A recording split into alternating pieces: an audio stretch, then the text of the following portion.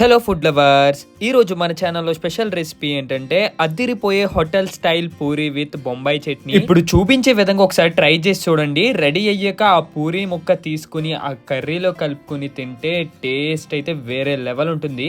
ఇంకా లేట్ చేయకుండా ప్రాసెస్ లోకి వెళ్ళిపోదాం. ఫస్ట్ ఒక కూర దాకలో పచ్చిశనగపప్పు వేపుకుని ఇప్పుడు పూరి కూర తయారు చేసుకోవడం కోసం ఉల్లిపాయలు, పచ్చిమిర్చి, కరివేపాకు, దీంతో పాటు చిన్నగా కట్ చేసుకున్న బంగాళదుంపలు అండ్ ఇంకా తాలింపు సరుకు అయితే తీసుకోవాలి. పచ్చిశనగపప్పు వేగిన తర్వాత కొన్ని ఆవాలు, కొన్ని జీలకర్ర వేసుకోండి. తర్వాత ఒక ఎండుమిర్చి విరిచి ఇందులో వేసి తర్వాత ఇందులోకి చిన్నగా కట్ చేసి పెట్టుకున్న అల్లం ముక్క, సన్నగా చీరిన ఉల్లిపాయ ముక్కలు, అలాగే చిన్నగా కట్ చేసుకుంటున్న పచ్చిమిర్చి ముక్కలు వేసి గరిటతో కాసేపు వేపిన తర్వాత ఇందులోకి కొద్దిగా కరివేపాకు వేసి మళ్ళా వేయించుకుని ఇప్పుడు ఇవి పచ్చివాసన పోయేంత వరకు వేయించుకున్న తర్వాత చిన్నగా కట్ చేసి పెట్టుకున్న బంగాళదుంపలు అయితే వేసేసేయండి. బంగాళదుంపలు వేసిన తర్వాత గరిటతో అయితే ఇవి ఉడికేంత వరకు కాసేపు లో టు మీడియం ఫ్లేమ్లో ఉడికించి దానిపైన కొద్దిగా పసుపు వేసి ఇప్పుడు ఇవన్నీ మగ్గేంత వరకు కాసేపు వేయించుకున్న తర్వాత ఇందులోకి కొన్ని వాటర్ అయితే వేసుకోండి.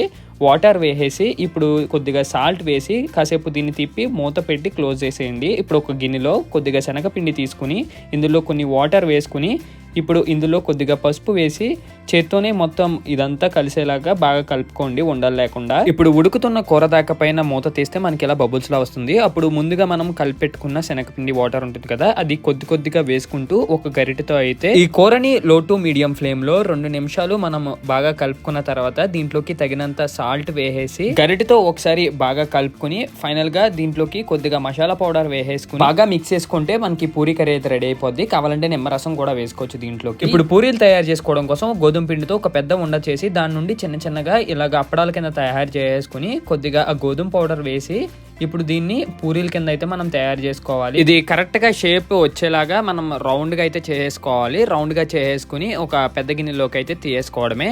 ఈ విధంగా కొన్ని పూరీలు అయితే తయారు చేసుకుని పక్కన పెట్టుకోవాలి. ఇప్పుడు స్టవ్ వెలిగించి పెద్ద కడాయి పెట్టి పూరి మునిగేలాగా ఆయిల్ వేసేసుకుని ఇప్పుడు ఆయిల్ బాగా హీట్ ఎక్కిన తర్వాత ఇందులోకి ముందుగా మనం చేసుకున్న పూరి అప్పడాలు అయితే వేసుకోవాలన్నమాట. ఇప్పుడు గరిటెతో పూరిని అలా నొక్కుతూ ఉంటే మనకి పైకి అయితే పొంగుతుంది. ఆయిల్ బాగా వేడెక్కిన తర్వాతే వేసుకోవాలి పూరి, లేకపోతే మనకి పూరి అయితే పొంగదు అండ్ అసలు వేగదు కూడా.